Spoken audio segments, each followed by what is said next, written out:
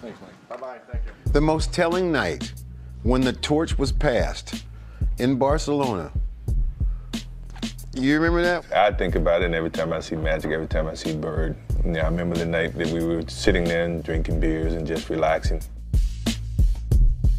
And Magic started his whole thing. Yes. You know, you guys are new kids on the block, but we took it another level, you know, blah, blah, blah. And then this whole thing about him and I playing The one-on-one. one-on-ones. Who's going to stop who? I said, look, dude, slow up. Slow up now. You've been known as the best team player all along, all your career. I've been known as the best one-on-one player, and now we're going to play against each other? You can't have no chance to stop me. I got more chances of stopping you.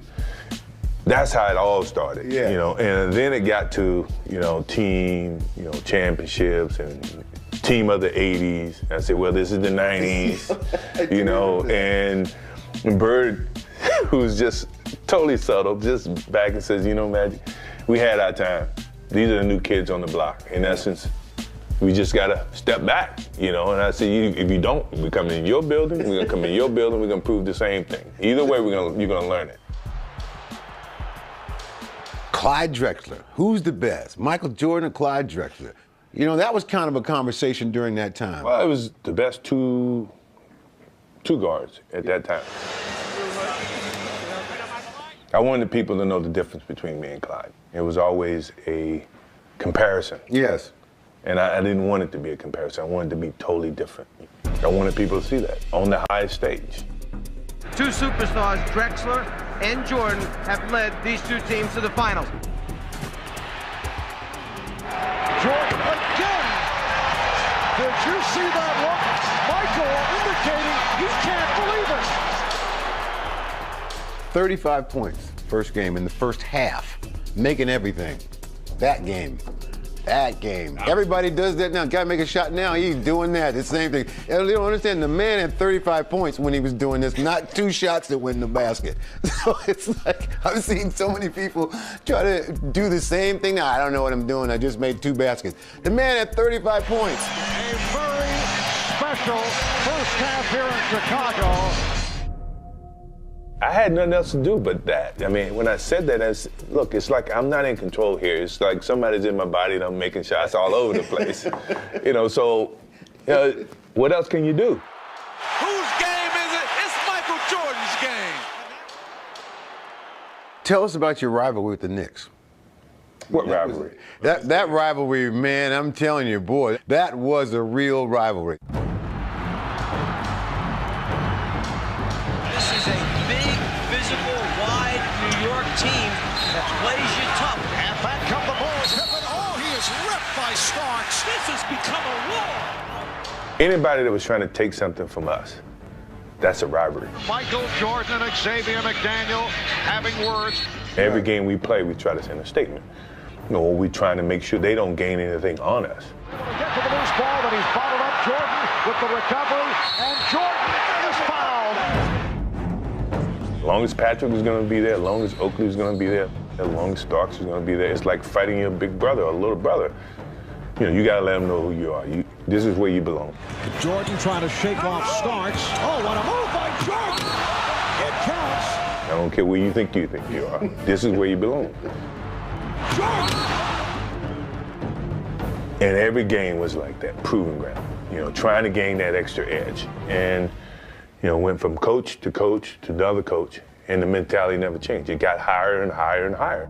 That Van Gundy had said that Jordan uses friendships and stature to con some of his opponents.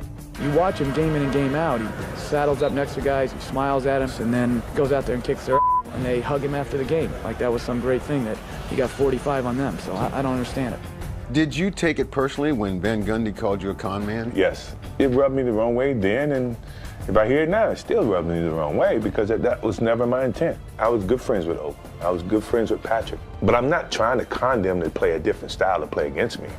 I mean, that to me is like attacking my basketball skills as a sense of saying, only way you win is you make these guys think that you like them. No, I actually do like them. Oakley almost tried to take my head off every time we played, and then we go to dinner afterwards. Right. You know, he played me no different than if he was playing me if I did go to dinner or I didn't go to dinner. I felt like that was inappropriate for him to say something like that. After all Van Gundy had said, Michael heard all the talk. Long jumper. 51, and he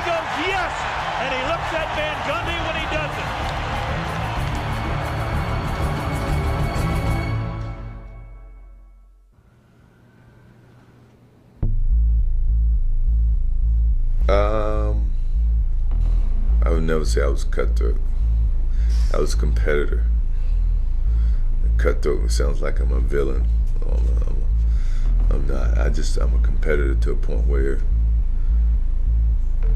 if you're my opponent, if I knock you down, I'm not picking you up. A good competitor always evaluates his opponent, and you understand for what he really is, but you never try to give him confidence. You try to take it at all times, and sometimes it's easier to take confidence and sometimes it's harder. But mentally, I gotta find a way, and sometimes you have to trick yourself. And see if all that trash talking starts when it's 0-0 instead of 5-6 point lead. That's where it starts. You have to look inside yourself and find the different types of challenges from game to game. You was gonna dunk on me. I wasn't trying to dunk you, man. I wasn't trying to dunk That's my on you. rookie year, I got you, didn't I? man. When? Your rookie year. No, Me Scottie and Scottie. did. Okay. Scottie did in Chicago. You know, I look at who I'm playing against, look at some of the things that now I can focus and pull out to get me ready for the game. MJ. Oh, he did it! Michael shakes the finger. He finally got his dunk on Mount Matumbo. That's how I got myself motivated, you know, but it wasn't the same every game. It was, you know, I had to trick myself. I had to, you know, more or less find a focus to go out and play at a certain level for whatever reason. Kittles has it knocked away by Michael Jordan. Basket and a foul. Michael Jordan can give the Bulls a 3-point lead with a critical defensive play.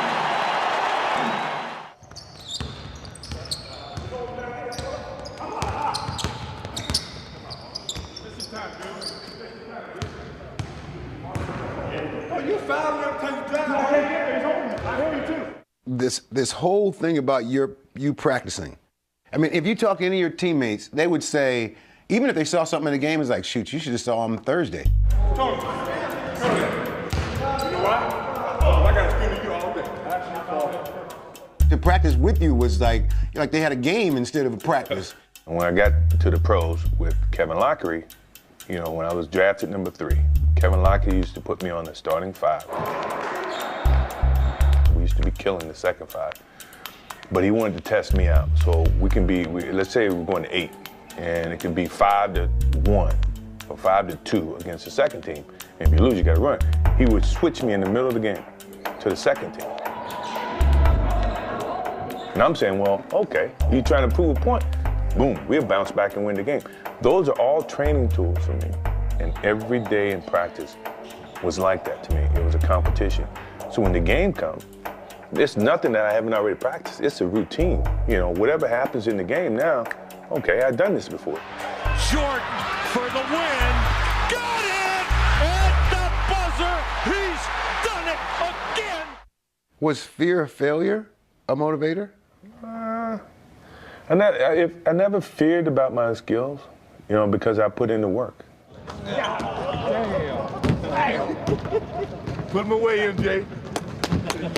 Work ethic eliminates fear. Yes. You know, so if you put forth the work, then what are you fearing? You know what you're capable of doing, what you're not. We're down to 2, now to 1. Here's Jordan. Yes! It is all over. The Chicago Bulls have won at the buzzer in Game 1. All right, step back, please, step back. Hey, let's go, baby. This is the one. Let's do this. We gotta jump out of the blocks quick and be smart on the offensive end. Let's go, come on. What time is it? Game time! Can you tell me a little bit about Scottie Pippen and how that whole relationship evolved and how you pushed Scottie Pippen? Well, not just push Scottie Pippen. Scottie Pippen pushed me. You know what I mean? It was this big brother, little brother scenario. I knew the hard work that it took to get to that level.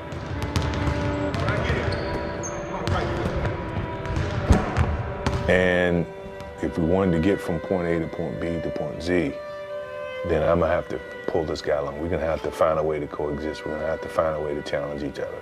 To come and trap and then go. Scottie, if you're there, you go. So, you know, it was that, me pulling him along. Come on, man, let's go. Where you going? I'm ready. Let's go. You hear that? Come on. Captain. No. Let's go.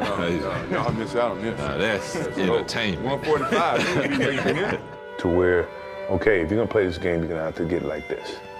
You could have just spin around. I thought when I saw you fake, you thought that someone came over. Karl Malone was at the top doing this. Okay. And the next thing you know, it's a tandem. It's a 3-on-1 with only Best back, and Pippen slams it in his face.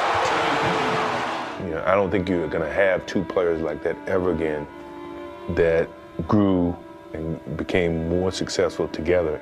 And success started to, you know, circle themselves around the two of them. Yeah. Woo! Yes!